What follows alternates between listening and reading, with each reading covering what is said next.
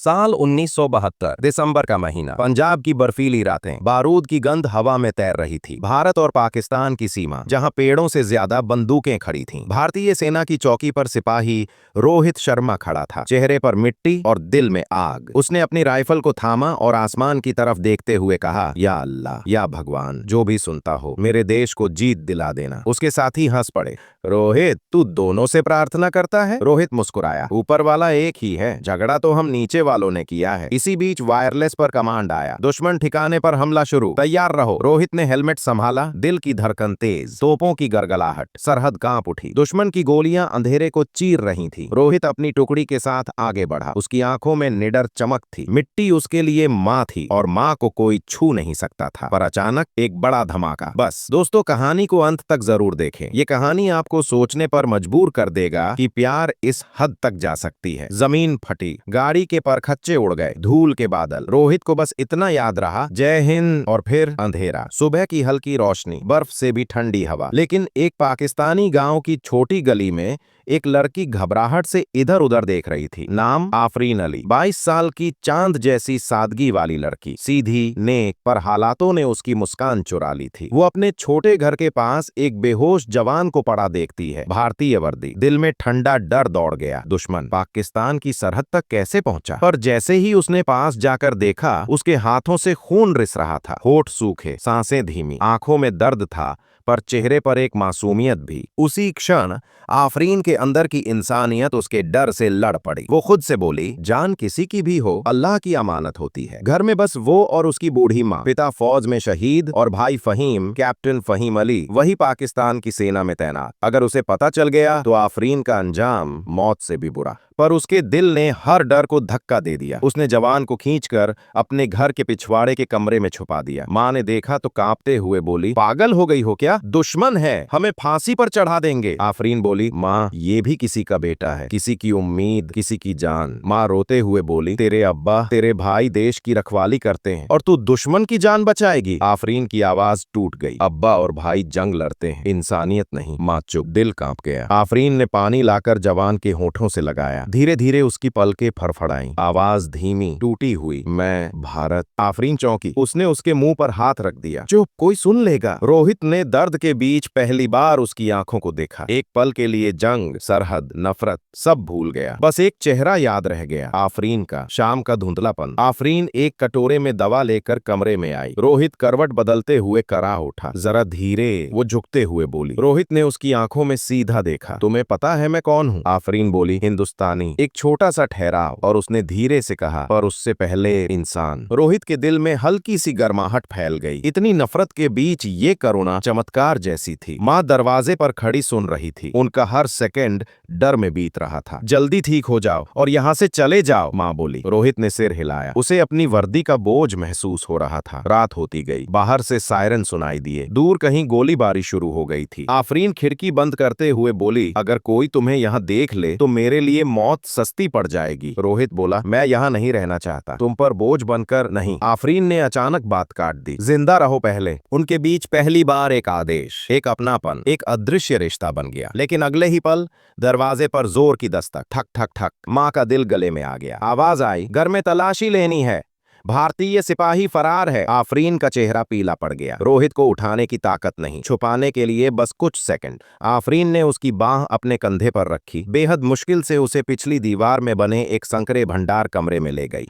अंधेरे में रोहित की सांसें भारी थीं। आफरीन ने उसकी आंखों में देखा, आवाज मत करना, बस भरोसा रखना। फिर वो दरवाजे की ओर भागी। 4 पाकिस्तानी सैनिक घर में घुस आए। कमांडर गर्जा, अगर दुश्मन मिला तो अंजाम जानते हो। उन्होंने हर कोना छाना, रसोई, छत, गौशाला, सब। जब वो उसी कमरे की ओर बढ़े जहां रोहित छुपा था, आफरीन आगे बढ़कर बोली, वहां बकरियां रखी हैं, बदबू आएगी। सैनिक ने चेहरा सिकोड़कर कहा, छोड़ो, चलो आगे। आफरीन के दिल ने पहली बार बाहर निकली सांस को महसूस किया। सैनिक जाते जाते बोले, अगर कोई जानकारी मिली तो सबसे पहले तुम्हें गोली मारेंगे। दरवाजा बंद। घर में घोर सन्नाटा। आफरीन तेज धड़कते दिल के साथ उस छिपे कमरे का दरवाजा खोला। रोहित दीवार से टिके थोड़ा सा मुस्कुराया। तुम्हारी नजर में बदबूदार बकरा हूं क्या? भय और थकान के बीच आफरीन के होठों पर हल्की हंसी खिल गई। जंग के बीच ये छोटी सी मुस्कान किस्मत का सबसे सुंदर विद्रोह थी। सुबह का उजाला डर को थोड़ी देर के लिए भुलवा देता है। आफरीन दवा लेकर आई। खून बहना कम हुआ है, पर तुम्हें कुछ दिन और आराम चाहिए। रोहित बोला, क्या तुम डॉक्टर हो? आफरीन ने कहा, नहीं, पर दूसरों का दर्द समझना मेरी आदत है। रोहित उसे देखता रहता। उस नजर में न कृतज्ञता थी न दया, बस एक अनकही जिज्ञासा। आफरीन ने धीरे से पूछा, तुम्हारा नाम? रोहित शर्मा, भारत की पंजाब रेजिमेंट। उसने गर्व से कहा। और तुम? उसने पूछा। आफरीन अली, वो धीमे से बोली। रोहित ने नाम दोहराया, आफरीन। उसके उच्चारण में इतना सम्मान था कि आफरीन की नजरें झुक गईं। उसी समय घर के बाहर हलचल, घोड़ों की आवाज, बूटों की धमक। माँ घबराते हुए अंदर आई। फहीम आ रहा है। आफरीन का चेहरा उड़ गया। उसका भाई, पाकिस्तान सेना का अफसर, अगर रोहित को देख लिया तो वही गोली चलाएगा। आफरीन फुसफुसाई, तुम चुप, बिल्कुल चुप। वो जल्दी से कमरे का दरवाजा बंद कर बाहर आकर खड़ी हो गई। फहीम भीतर आया और बेहिचक बहन को गले लगा लिया। कैसी हो मेरी शेरनी बहन? आफरीन नकली मुस्कान में बोली। अच्छी हूँ भाई। माँ पानी लेकर आई, हाथ कांप रहे थे। फहीम की नजर घर पर बार बार घूम रही थी, जैसे उसे कुछ गड़बड़ महसूस हो रहा हो। वो अचानक बोला, सीमा के पास एक भारतीय सिपाही घायल मिला है, लगता है किसी गांव वाले ने छुपाया हुआ है। आफरीन के दिल की धड़कन जमीन हिला देने जितनी तेज हो गई। अगर वो यहाँ आया, फहीम की आवाज भारी हुई, तो उसे भी मार दूंगा, और उसे छुपाने वाले को भी। आफरीन ने होठ काट लिए ताकि चीख बाहर ना आ जाए। फहीम उठकर एक एक कर कमरे देखने लगा, एक एक दरार को घूरने लगा, जैसे उसे बहन की सांसों में भी राज की बू महसूस हो रही हो। वो कमरे के दरवाजे के पास पहुंचा जहां रोहित छिपा था। आफरीन की आंखों में आंसू भर आए। रोहित अंदर सांस रोककर किस्मत का इंतजार कर रहा था। फहीम ने हाथ दरवाजे पर रखा, एक पल जो सदियों जितना लंबा था। आफरीन ने तुरंत बोला, भाई चाय ठंडी हो जाएगी। उसकी आवाज कांप रही थी, पर वो मुस्कुराई। फहीम ने दरवाजे से हाथ हटा लिया। संदेह अभी भी था, लेकिन भरोसा बहन पर भारी पड़ा। अगली बार जल्द आऊंगा, वो कहते हुए चला गया। दरवाजा बंद होते ही आफरीन की टांगे जवाब दे गईं। वो जमीन पर बैठकर रोने लगी। रोहित बाहर आया, धीमे से बोला, तुम्हारे पास हिम्मत बहुत है, पर कितने वक्त तक? आफरीन ने उसकी तरफ देखा, जब तक जान है। रात के 3 बज चुके थे। बाहर चौकीदार की आवाज गूंज रही थी, सतर्क रहो। गांव की गलियों में बस कुत्तों के भौंकने की आवाज थी। आफरीन ने पुराने कपड़े से रोहित के जख्म बांधे। उसका शरीर बुखार में तप रहा था, हर सांस उसके सीने से निकलती हुई सिसकती थी। आफरीन की माँ धीमी आवाज में बोली, आफरीन, तेरे भाई फहीम को पता चला तो वो हम सबको गोली मार देगा। आफरीन बोली, माँ, अगर किसी की जान बचाना गुनाह है तो मैं गुनहगार हूँ। सुबह होते ही दरवाजे पर दस्तक हुई। आफरीन का दिल जोर से धड़क उठा। कौन है? उसने कांपती आवाज में पूछा। बाहर से आवाज आई, मैं हूँ, फहीम। आफरीन का भाई फहीम फिर से घर वापस लौटा। माँ के हाथ से गिलास गिर पड़ा। आफरीन ने जल्दी से पर्दा हटाया और फुसफुसाई, रोहित, तुम उस संदूक के पीछे छिप जाओ। दरवाजा खुलते ही फहीम अंदर आया, कड़क चाल, फौजी वर्दी और आंखों में शंका। बहन, तुम इतनी बेचैन क्यों लग रही हो? आफरीन बोली, कुछ नहीं भाई, रात को नींद नहीं आई। फहीम की नजर अचानक जमीन पर पड़ी, एक खून का सूखा धब्बा। ये क्या है? उसने पूछा। माँ ने जल्दी से कहा, मुर्गी जख्मी हो गई थी। वही। फहीम झुका, हाथ से मिट्टी हटाई। मिट्टी में खून की गंध इंसान और जानवर में फर्क बताती है। उसने गहरी नजर से आफरीन की तरफ देखा। आफरीन की सांस अटक गई। वो अब शब्द भी नहीं निकाल पा रही थी। तभी बाहर से किसी ने पुकारा, कैप्टन साहब, कर्नल ने बुलाया है। फहीम बाहर गया। दरवाजा बंद होते ही आफरीन दीवार से लगकर गिर पड़ी। हे खुदा, अब क्या होगा? रोहित ने धीरे से कहा, अगर मेरे कारण तुम्हें खतरा है, मैं चला जाता हूँ। आफरीन ने उसका हाथ पकड़ लिया। नहीं, तुम अभी नहीं जा सकते। ये जंग मेरी नहीं, लेकिन इंसानियत मेरी जिम्मेदारी है। दोनों की नजरें मिली, एक भारतीय सिपाही और एक पाकिस्तानी लड़की, सरहद के पार की 2 आत्माएं जो अब एक दूसरे में शांति ढूंढने लगी। अगले 3 दिन आफरीन ने रोहित को ठीक करने में गुजारे। वो रोज खाना लाती, पट्टी बदलती और बाहर की खबरें सुनाती। रोहित ने पहली बार मुस्कुराते हुए कहा, तुम्हारे देश में भी सूरज ऐसे ही उगता है ना? आफरीन बोली, सूरज का कोई मुल्क नहीं होता, बस हम ही उसे बांट देते हैं। धीरे धीरे बातों में सुकून आने लगा। कभी धर्म पर चर्चा होती, कभी जंग की वजह पर। रोहित ने कहा, मैंने बहुत दुश्मन मारे, पर हर बार लगा जैसे अपने जैसे किसी को गिराया। आफरीन की आंखों में आंसू आ गए। मेरे अब्बा भी जंग में मरे, लेकिन मुझे आज पहली बार समझ आया कि दुश्मन नहीं मरता, बेटा मरता है। दोनों के बीच एक अनकहा रिश्ता बनने लगा, लेकिन बाहर की हवा में डर था। फहीम अब रोज आता